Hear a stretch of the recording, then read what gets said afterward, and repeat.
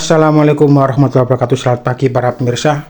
Pagi yang cerah ini saya sekarang berada di sebuah tempat yang sangat istimewa. Sebuah tempat yang klasik, sepertinya kita akan masuk ke sebuah zaman kuno. Apalagi airnya di sini. Airnya ndak umum ya. Warnanya toska, hijau toska. Sangat kontras dengan bangunan yang ada di depan kita ini. Yaitu bangunan kayak apa ini? Kayak candi. Kita lihat airnya benar-benar unik ya warnanya. Ini adalah makam Sendang Dhuwur. Saya bingung ini makam atau candi ya, meskipun candi ini berasal dari kata candika yang artinya kematian ya. Memang kita ketahui bahwa candi pada masa Hindu memang digunakan untuk menaruh abu jenazah para raja ya. Setelah dikremasi, abunya ditaruh di sebuah candi. Tapi saya heran ini yang meninggal di sini adalah orang-orang yang beragama Islam. Nah, coba kita perhatikan teras pertama ya. Tadi kita disambut oleh gapura bentar. Sedangkan yang depan itu adalah gapura padureksa yang sangat megah. Ini juga gapura padureksa, pemirsa. Megah sekali. Nah, coba kita masuk ke sini. Nah, setelah kita masuk ke gapura padureksa, di dalamnya apa? Ternyata puluhan batu nisan. Ya kan? Puluhan batu nisan kuno, tetapi beragama Islam. Nah, depan itu juga sama meskipun tidak sebanyak yang belakang. Dan alhamdulillah ini sudah dilindungi oleh BPJB, menandakan ini adalah bangunan sejarah yang perlu dirawat dan dilindungi. Ini lebih besar ya. Di sini lebih besar batu nisannya, pemirsa. Coba kita lihat ketebalannya, ketinggiannya, jirat-jiratnya, tulisannya, hiasannya, macam-macam. Mulai dari tulisan Jawa, tulisan Arab dan lain sebagainya. Ini teras pertama, pemirsa. Inilah komplek makam Sendang Dhuwur ya, yang ada di Desa Sendang, Kecamatan Paciran, Lamongan, Jawa Timur. Kita perhatikan ini sekarang, ukir-ukirannya, pemirsa, flora faunanya, ya. Loh, lihat itu di atas itu, sangat indah sekali. Belum ukiran yang di kayu. Jadi benar-benar megah ini gapura padureksanya ini, pemirsa. Loh, ya kan, tumbuh-tumbuhan, akar-akaran, sulur-suluran, binatang, dan kayak kehidupan kayangan. Dulu malah di depan sini ada arca Batara Guru, pemirsa. Tapi nggak tahu sekarang ditaruh di mana. Dulu pernah saya itu 7 tahun yang lalu ke sini masih ada arca Batara Guru. Ya, ini sangat megah sekali nih gapuranya. Kita masuk ke teras kedua. Nah, teras kedua ini, setelah kita belok ke kanan, lagi-lagi makam-makam kuno. Makam-makam yang modelnya adalah masa-masa era Wali Songo. Dengan batu nisan, dengan patma, dengan kijingnya, dengan bentuk khasnya, menandakan ini bahwa sudah ratusan tahun makam-makam ini bersemayam di sini dan era-era Wali Songo. Karena memang yang dimakamkan di sini adalah Kanjeng Sendang Dhuwur, Kanjeng Sunan Sendang Dhuwur, yang hidupnya satu era dengan Sunan Derajat, pemirsa. Nah, ini kita masuk ke teras ke mana ini? Teras ketiga. Di sini malah lebih indah. Ada ukir-ukiran relief kayak candi. Coba perhatikan ini, memanjang ya, memanjang reliefnya. Sangat bagus sekali ini. Loh, sangat indah. Apalagi di sampingnya itu ada masjid yang usianya sudah ratusan tahun. Tapi masjid akan kita terangkan dan kita vlog di episode berikutnya. Sekarang kita fokus ke komplek makam Kanjeng Sunan Sendang Dhuwur. Ini kita sudah memasuki komplek keempat ya. Jadi komplek keempat ini lebih terbuka pemandangannya, pemirsa. Coba kita perhatikan, depan masih ada makam-makam kuno ya, makam-makam yang berpatma. Loh, perhatikan ini, Masya Allah, benar-benar di ketinggian. Karena memang kita berada di Bukit Amitunon atau Gunung Amitunon yang sangat tinggi pemirsa. Nah, depan itu nampak gapura bersayap, gapura yang benar-benar sangat sakral. Nah, itu ada lagi tuh kelihatannya itu juga makam-makam, bukan orang sembarangan tuh, kelihatannya diberi cukup, mungkin makam keluarga atau tokoh-tokoh ya. Sangat indah sekali pemirsa, komplek makam Sandur.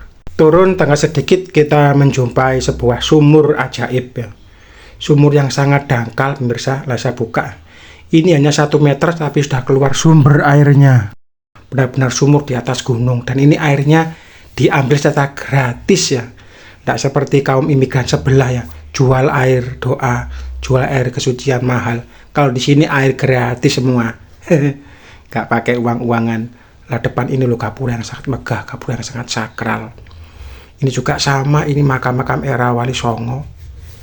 Makam-makamnya berpatma, patmanya juga bersusun-susun, berteras-teras. Kalau ini gapura bersayap, ini gapura yang sangat sakral. Karena memang dulu tidak sembarangan orang boleh masuk ke dalamnya pemirsa. Nah, ini juga tampak makam-makam kuno, makam-makam era Wali Songo ya, makam yang unik ya, dengan tulisan-tulisan hiasan-hiasannya, apalagi berpatma mulai dari tingkat 2, tingkat 3 sampai tingkat 4. Jadi betul-betul makam yang sangat kuno dan perlu dilestarikan. Coba lihat ini ukir-ukirannya, sangat-sangat luar biasa. Batu nisannya ya, perlu dilestarikan ini. Jadi makam-makam kuno seperti yang ada di Barus ya, yang ada di Aceh pemirsa. Coba kita naik ke atas, kelihatannya di atas itu ada makam keluarga ya, yang sangat dihormati karena memang letaknya ada di atas.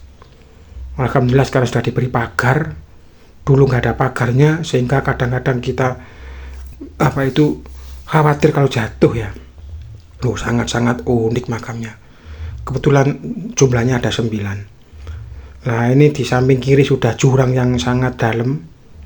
Pemandangan indah ya, bukit-bukit yang indah pemandangannya, karena memang ini berada di ketinggian di Bukit Amitunon. Nah, ini jalannya sempit mirsa, ya kan. Kalau fobia nggak usah ke sini, masuk aja ke dalam pagar. Nah, ini jumlahnya 9, unik ya. Misalnya hampir mirip ya, serupa tapi tak sama, era-era Wali Songo ini.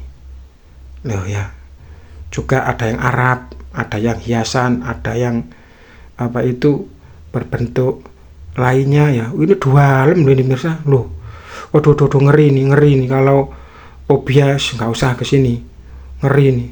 Saya ini berpegangan pada pagar ya ini. Wah, ini yang nomor 3 ini ada sesuatu yang indah ini. Nah, ini coba saya zoom ini. Kelihatan ada kaligrafi yang sangat indah ya. Ada yang mirip bulan purnama, ada yang bulan bintang, bagus pokoknya ini. Kompleks yang dhuwur ini. Tapi kadang-kadang saya bertanya ya, ini candi atau makam? Bisa jadi dulu mungkin ini ya sebuah candi Hindu untuk pemujaan, karena memang agama Hindu semakin ditinggalkan masyarakatnya, semakin tersisih, akhirnya orangnya menghindar, akhirnya ditempati oleh orang-orang Islam. Ini analisis saya ya, tapi nggak tahu kalau memang ada semacam kayak asimilasi ya, perpaduan antara Hindu, Buddha, dan Islam. Wallahu a'lam. Nah, inilah gapura bersayap, bukan gapura sembarang dijaga oleh sepasang naga. Hanya orang-orang tertentu dulu yang bisa masuk ke sini. Loh, lihat ini, ada naga ya, meskipun mulutnya yang bawah sudah mulai aus. Ukir-ukirannya sangat luar biasa, detail ya, kecil detail ini ya, kayak kehidupan ya. Nah, ini juga dinamakan kahyangan. Ini pintu kahyangan kalau orang dulu bilang. Kita masuk ke dalam pintu kahyangan. Nah, ternyata di sini terlihat sangat jelas sekali. Pemandangan lepas, kelihatan lautnya. Pemandangan lepas di balik Garuda bersayap dan pintu kahyangan pemirsa. Ya, bisa jadi memang ini dulu sebuah candi yang ditinggalkan agama Hindu kemudian dikembangkan oleh orang Islam, atau mungkin orang Islam sengaja mengakulturasi seperti itu loh. Di Kudus itu juga sama kan, perpaduan antara Hindu dan Islam.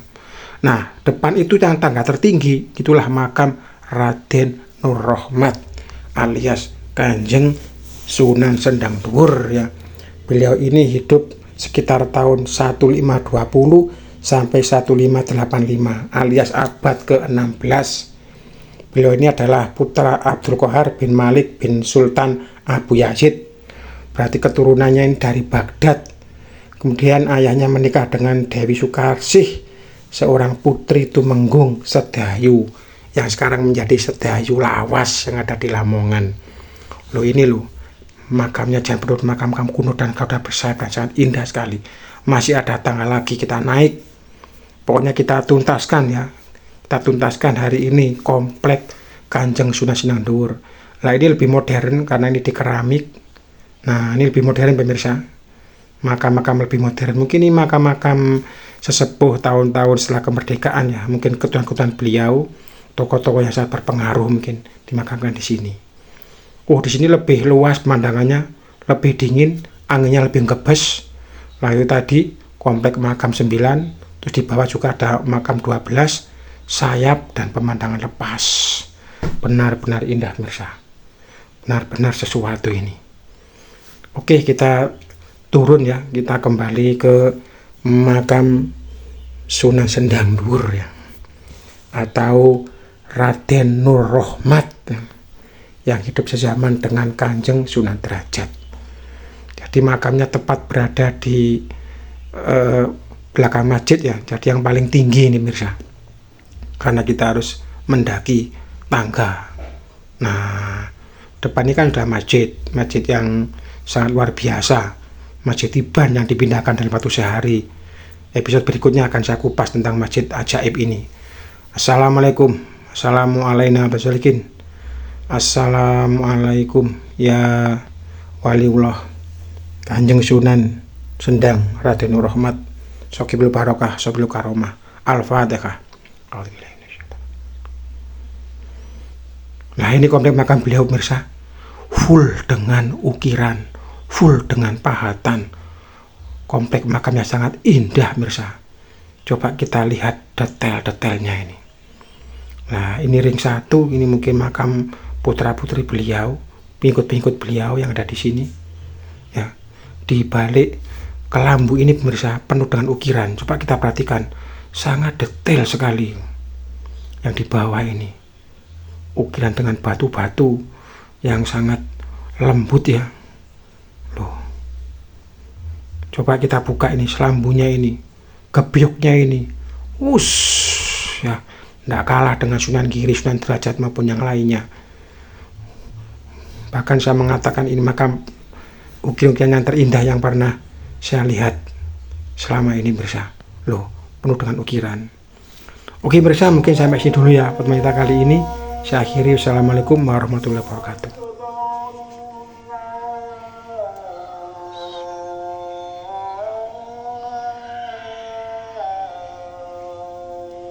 Full ukiran,